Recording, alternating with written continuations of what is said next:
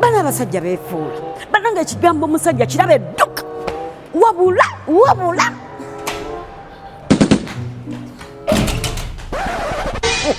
Dr. Mwali. Nti Dr. Mwali oba mwaziba matu. Nnyabo tusanyusa okulaba. Kiwala gwe n'omala oddamu n'onsanyukira ngambye Dr. Mwali. Mwali nnyabo naye tukuyambye tutya. Kyekibadde kikulemye okwogera genda omumpitire.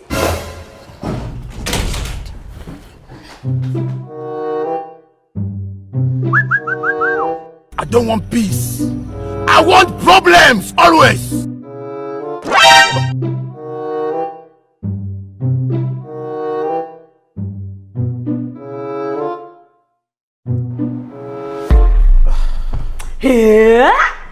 Sebo Dr. Zaka kotuuse. Dr. Wakuno. Njagala kumanya.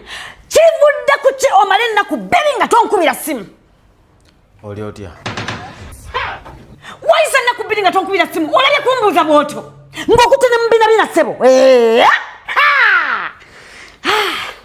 Olina buzibu ki? Ndowooza siba kujja. Zandigeze ne mu wiiki ne mu nnaku nnya nga tonyega. Abaffe sina byakola. Beera busy. Webale sebo kati bize ekunsingira. Tondowooza nako. Nyabo. Gwatamanyi mulimu gwenkola. Naye abasajja kale.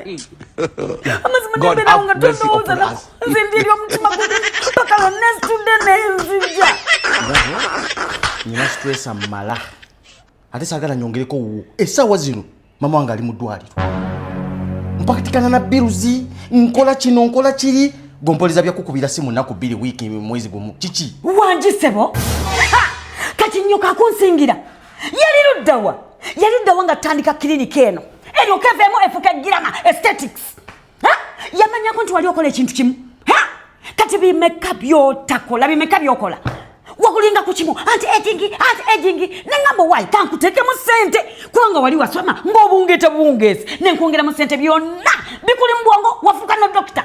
Kati abantu bajjamu enkanyanya, abantu batikako akabina, abantu bakola hiipu, abantu bajjako embuto. Nnyoka akimanyiko.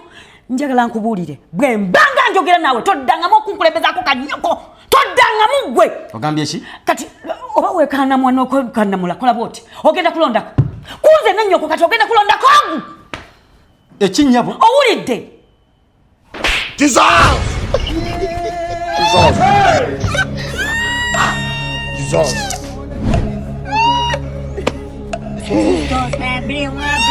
Five years of madness.